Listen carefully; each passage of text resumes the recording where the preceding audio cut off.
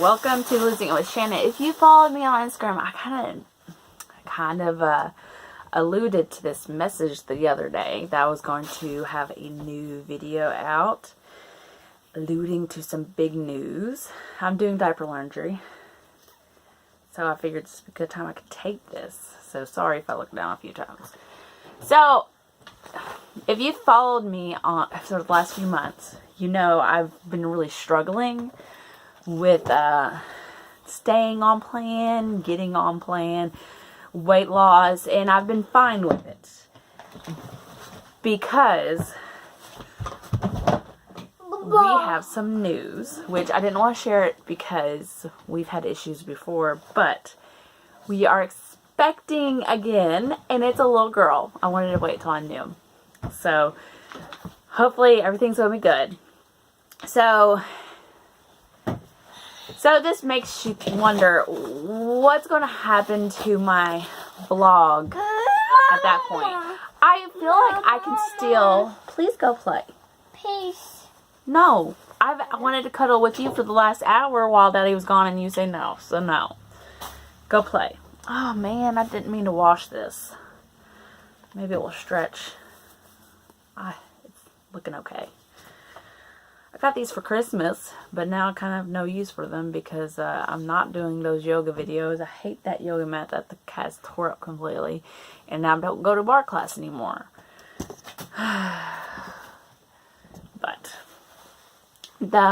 So being pregnant while in the middle of a weight loss journey is incredibly hard. So this week I am 16 weeks. I'm thinking of maybe doing weekly pregnancy videos.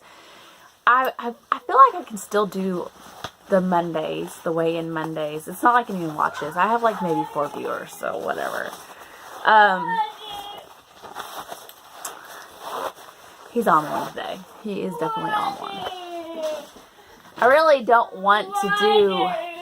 No, you had a chance to have water. You had a chance to play. You chose to come in here with me. So there's no water in here. I've also tried to give him nurse and he won't because I want to nurse in the comfortable chair since Daddy's gone, but no.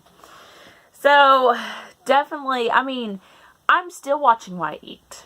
I definitely have to watch what I eat. You see, when I was, and I don't know if I've completely told everyone the story of my last one. I was 1 week and 2 days overdue when I had a doctor's appointment. They tried to reschedule me for another day, and I'm like, I am a week overdue. She says I have to see her this day. So they squeezed me in for the last very 5 seconds of the day. And my blood pressure shot up a lot. I had been dealing with swelling before that, but we didn't really pay. I mean, at that time, everything was okay. So we didn't worry too much at that point, but then the swelling with everything combined, it just, at that point, it was, after NST, I had to get an induction again. I was pressured into an induction with my first, pretty much. So I asked at my 6-week appointment how, if weight loss would help prevent this from reoccurring. And, you know, she said weight loss could help it. It could still reoccur. So that has been my main goal in my weight loss journey. Another thing, my second struggled with his blood sugars at first, but later on we found out the machine wasn't quite working. So potentially either the machine was malfunctioning or he did really have low blood sugars, but they were always like right on the line. And he had to have formula, but then I would nurse him and it was just always right on the line, right there. And at first, a pediatrician that is not my pediatrician walked in. She was acting crazy, screamed at me that I had GD, that he was going to have like IVs, go to UK or go to some big like hospital and be airlifted. Going crazy. Then she also said nipple confusion doesn't happen and just so forth, so on. It was insanity. I was afraid it was me being pregnant, me just having a baby, I'm worried, and I just totally didn't understand what she's saying. Maybe I took it all out of proportion. But I asked my husband like 6 months ago, and he goes, no, that really did happen. I mean, he might remember more of the details, but she freaked the out. It was awful. So that is another reason why I wanted to lose weight, because I feel like as an obese person having a baby, I'm automatically judged the moment I get there. And I know they probably always have to ask, hey, do you have GD? Just to make sure, just like, hey, what's your middle name? But I feel like I get it more, and it was a little bit more so last time because of the blood sugar issue. If there is an issue this time, I'll also request them to do a blood draw like they did. That finally got them cleared, because I don't play that game. Well, sometimes when you keep having babies, you've but find your voice and to stop being treated like horse manure. So my goal is to keep my weight loss down under the 25 pounds I should be gaining, but it's a struggle, and I'm realizing it is hard having stopped a weight loss journey, still not be at that perfect time, and gain weight, but gain the appropriate amount of weight. And the thing is, it's so hard, and I feel like there are voices that are not heard in the pregnancy world regarding the just complete mind issues that come with stopping a weight loss journey, or just being pregnant and trying to be healthy, but no matter what, your body's still gaining 20 pounds. And even though you go and eat vegetables and eat really well, you're not losing any weight. Even if your doctor's cleared you for weight, because obviously your doctor should clear you to lose a little weight. It's hard. So my goal is to obviously stay trim, healthy mama, or count my calories, because I had to add that the last 2 weeks, and I feel like it's really helped me. That's a glove. I'm occasionally, like a few times a week, checking my blood sugars, and right now they're like super on point. So I love that. It's like making me feel so in control. I have anxiety, and I usually have super bad anxiety 2 weeks before the GD test, and I don't believe I'll have that anxiety, because at least right now I am in control of my numbers, and my numbers are fine even if I've had a bad meal. Well, I need to keep checking after those bad meals, but still. So it's hard. It is hard. Having it, I feel like there's not resources for people who may not be the healthiest, but want to become healthier while pregnant. That's not those inspiring stories of, I lost 50 pounds while being pregnant.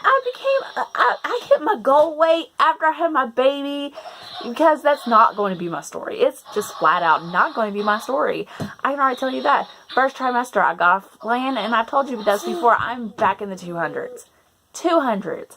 I'm not going to be one of those people that goes, I was at my pre-pregnancy weight once I had this baby. I mean, I probably won't. I am hoping I don't go past 35 pounds.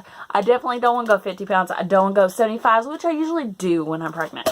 So I feel like, where can this channel go from here? I feel like I can still do weigh-in Mondays, because I still weigh in on Mondays. And I'm still focusing on eating well. I'm still focusing on exercising. I've done 2 weeks in a row. Woo, woo, woo. Yes, I'm not on a weight loss journey. I'm on a wellness journey. And that's really most of what this channel has been about, is becoming better and healthier version of myself for my babies, and for my body. Plus, I could always do pregnancy updates, and I feel like talking about the struggle of weight control during pregnancy, and how it can really definitely slip into an eating disorder for some people. I can see it, and like I see, especially on the Trim Healthy Mama forums, a couple of people that I am pretty sure do have body dysmorphia, and it's really sad because pregnancy is not helping them. And it's really awful because they're only 1 inch taller than me, and they are 5 pounds below my weight, have not gained any weight, and they say their body is disgusting, and they actually have a beautiful pregnant belly. They look beautiful and absolutely wonderful. But because their doctor wrote obese on their papers, they are killing themselves and struggling with Trim Healthy Mama because they are way too strict. And I really think part of it is eating disorder too. And it's just sad. And this is how eating disorders do happen during pregnancy. And it's hard because we are so focused and pressured to bounce back after baby. And it's hard. And if you've started obese or overweight, it makes it even harder. Because where do you go from here? Like Kayla Isotines, or whatever you say her name is, was at a perfect, amazing, strong weight and looks amazing pregnant. I will not look like that. I will probably not even have a baby bump.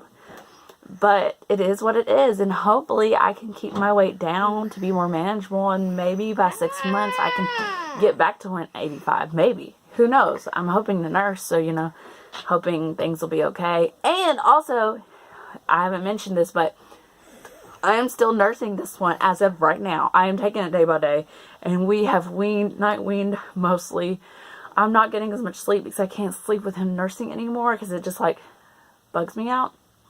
It's probably a start of a nursing aversion, but it's just annoying and I can't get comfortable and I just want to curl up in a ball and go to sleep.